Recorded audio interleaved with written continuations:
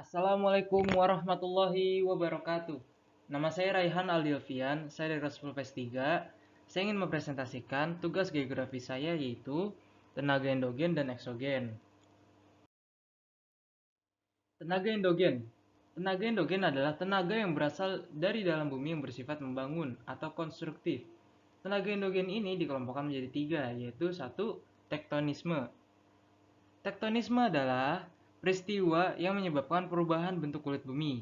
Tenaga tektonik merupakan tenaga pembentuknya. Tenaga tektonik terbagi menjadi dua jenis gerak, yakni gerak epirogenetik dan gerak orogenetik. Gerak epirogenetik. Gerak epirogenetik adalah gerak atau pergeseran kulit bumi yang berlangsung dalam jangka waktu yang lama dan meliputi daerah yang luas sehingga menyebabkan naik turunnya daratan. Epirogenetik terbagi menjadi dua, yaitu epirogenetik positif dan negatif. Epirogenetik positif menyebabkan turunnya daratan sehingga permukaan laut naik, sedangkan epirogenetik negatif adalah gerak naiknya daratan sehingga permukaan laut terlihat turun. Gerak orogenetik merupakan gerak yang menyebabkan terjadinya relief muka bumi daratan seperti gunung dan pegunungan. Gerak ini relatif lebih cepat daripada gerak epirogenetik. Gerak orogenetik juga menyebabkan tekanan pada kulit bumi secara vertikal maupun horizontal, sehingga menyebabkan dislokasi. Dislokasi tersebut mengakibatkan lipatan pada kulit bumi yang membentuk relief muka bumi berupa pegunungan. Dislokasi juga menyebabkan retakan pada kulit bumi. Di antara jenis patahan yaitu tanah turun atau graben, tanah naik atau horst, dan tanah bungkuk atau flexur. Yang kedua ada vulkanisme. Vulkanisme merupakan peristiwa naiknya magma dari dalam perut bumi. Magma sendiri adalah campuran batuan-batuan dalam keadaan cair dan sangat panas. Penyebab adanya aktivitas magma dalam dapur magma adalah tingginya suhu dan banyaknya jumlah gas yang terkandung dalam magma. Gunung berapi terdiri atas beberapa bagian yang diaterma atau pipa kawah, kawah, sumber kawah, dan batholith. Ada beberapa jenis gunung berapi, yaitu gunung api perisai, gunung api kaldera, gunung api mar, dan gunung api strato. Contoh gunung api di Indonesia yakni Gunung Sinabung, Gunung Merapi, Gunung Agung, dan Gunung Kelut. Yang ketiga ada gempa bumi atau seisme. Gempa bumi adalah getaran permukaan bumi yang disebabkan oleh kekuatan-kekuatan dari dalam bumi dan merambat sampai ke permukaan bumi. Gempa bumi diklasifikasikan menjadi tiga berdasarkan sebab terjadinya, yakni gempa tektonik, gempa vulkanis, dan gempa runtuhan. Gempa tektonik adalah gempa yang terjadi karena adanya gerak orogenetik. Gempa tektonik biasa terjadi di daerah pegunungan lipatan muda, yaitu daerah rangkaian pegunungan Mediterania dan Sirkum Pasifik. Indonesia adalah salah satu negara yang berada dalam deretan pegunungan tersebut. Gempa jenis ini termasuk dalam kategori gempa dengan bahaya yang sangat besar karena dapat menyebabkan retakan dan pergeseran tanah. Oleh karena itu, masyarakat harus tahu cara melakukan mitigasi gempa bumi untuk mengurangi dampak akibat gempa bumi. Yang kedua, gempa vulkanis adalah getaran yang terjadi ketika terjadi letusan gunung api maupun karena aktivitas magma. Yang ketiga, gempa runtuhan atau disebut dengan gempa guguran adalah jenis gempa yang terjadi karena runtuhnya tanah. Gempa ini biasanya terjadi di daerah bertanah kapur dan daerah pertambangan yang mempunyai terowongan. Dampak positifnya, sebuah gunung yang meletus akan mengeluarkan magma yang menjadi lava. Lava tersebut, bila membeku selama beberapa tahun, akan menjadi lahan pertanian yang subur. Gejala diatropisme seperti patahan dapat menghasilkan bentuk muka bumi yang unik dan indah. Magma yang dikeluarkan Yang ketiga, magma yang dikeluarkan oleh gunung berapi memuntahkan bahan tambang dan bahan mineral yang terdapat di dalam bumi. Wilayah sekitar bumi, dampaknya wilayah sekitar gunung berapi menghasilkan berbagai jenis bahan tambang dan batuan yang bernilai ekonomis. Dampak negatif. Yang pertama adalah letusan gunung akan mengeluarkan lava dan menyemburkan awan panas. Debu akibatnya akan masuk wilayah yang ada di sekitarnya. Yang kedua, gempa bumi yang sumber gempanya berada di dekat permukaan tanah, mengakibatkan rusaknya berbagai bangunan. Jika sumber gempanya berada di dasar laut, akan menyebabkan tsunami dan dapat merusak kehidupan sekitar pantai. Yang ketiga, gempa bumi yang terjadi di sekitar pegunungan salju dapat menimbulkan longsoran salju yang sangat kuat.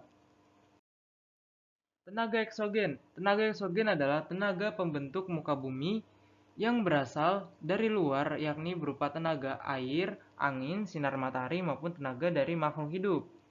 Tenaga endogen dikelompokkan menjadi 4, yaitu 1. Pelapukan.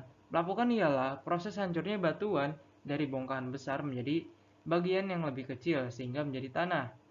Pelapukan terjadi karena dipengaruhi oleh faktor cuaca, misalnya suhu. Jenis-jenis pelapukan diantaranya yaitu pelapukan mekanik, pelapukan kimia, dan pelapukan biologis. Pelapukan mekanik yaitu proses melapuknya batuan yang tidak disertai dengan perubahan susunan kimia. Pelapukan ini disebabkan oleh beberapa faktor, diantaranya adalah pengaruh suhu, sinar matahari, daya erosi, dan gelombang laut yang memukul pantai. Pelapukan kimia adalah proses pelapukan batuan yang diikuti dengan perubahan susunan zat dari batuan induk. Pelapukan biologis ialah proses pelapukan yang disebabkan oleh aktivitas makhluk hidup seperti hewan, tumbuhan, dan manusia. Yang kedua ada pengikisan atau erosi.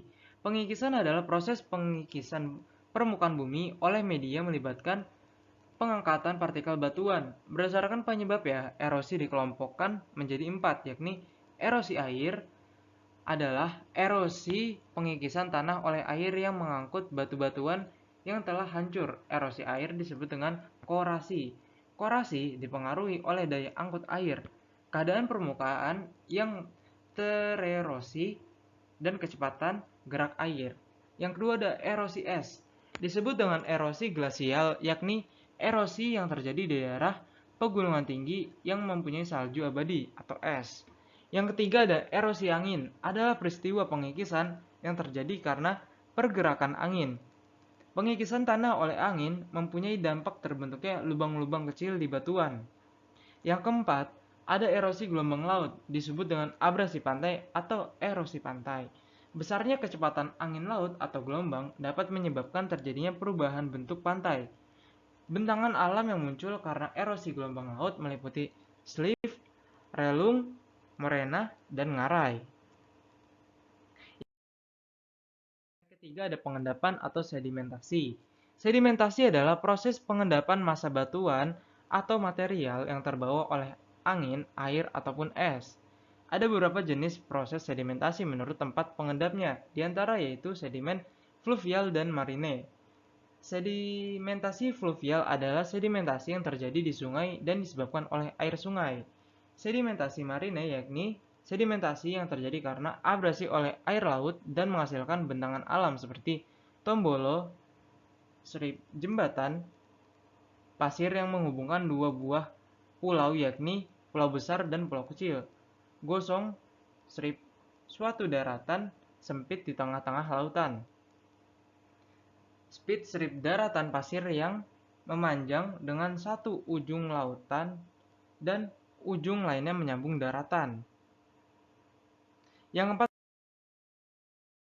ada amblesan. Amblesan merupakan perpindahan material atau pergeseran tanah secara vertikal dan perlahan ke arah bawah tanpa adanya permukaan bebas. Penyebab tanah ambles ini diantaranya adalah hujan deras yang menimpa tanah yang kurang padat. Tanah yang kurang padat ini biasanya berupa tanah lempung atau tanah liat yang mudah lembek ketika kena air. Penyebab lain dari amblesnya tanah adalah adanya timbunan lahan, penggunaan air tanah yang berlebihan, adanya beban berat di atas tanah yang kurang tebal, dan juga erosi. Dampak positifnya, aktivitas Yang pertama ada aktivitas pelapukan dapat menghasilkan bentuk muka bumi yang indah dan unik.